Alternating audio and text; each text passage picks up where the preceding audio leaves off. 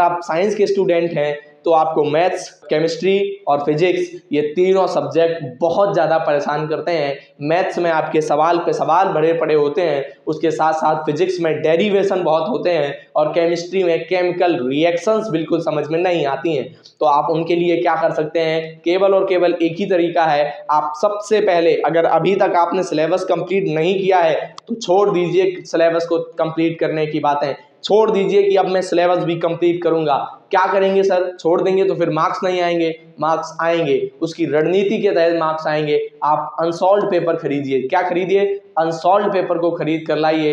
Unsolved paper लेके आएंगे, आप देखेंगे कि कौन से क्वेश्चन महत्वपूर्ण हैं, कौन से प्रश्न हैं जो बार बार एग्जाम में पूछे जा रहे हैं। उन प्रश्नों को सबसे पहले तैयार कीजिए। फिजिक्स में जो डेरिवेशन है आप निकाल लीजिए कि पहले चैप्टर में कौन सा डेरिवेशन है जो बार बार पूछा जा रहा है, दूसरे चैप्टर में कौन सा डेरिवेशन है, तीसरे में कौन सा है। ऐसे आप डेरिवेशंस को निकालिए और उनको लगाना स्टार्ट कर दीजिए।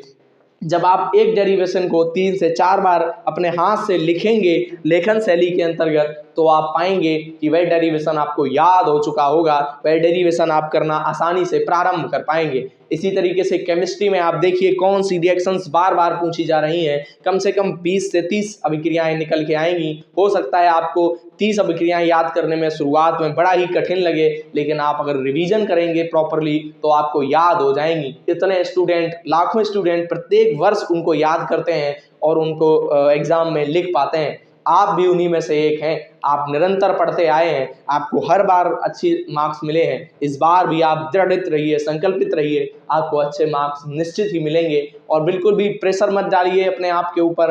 आपने निरंतर पढ़ाई करी है, पूरी वर्ष पढ़ाई करी है, आप केवल चीज़ों को रिवाइज करके अपने माइंड में संकलित करते रहिए। आपको निश्चय रूप से अच्छे मार्क्स, अच्छे परिणाम मिलेंगे।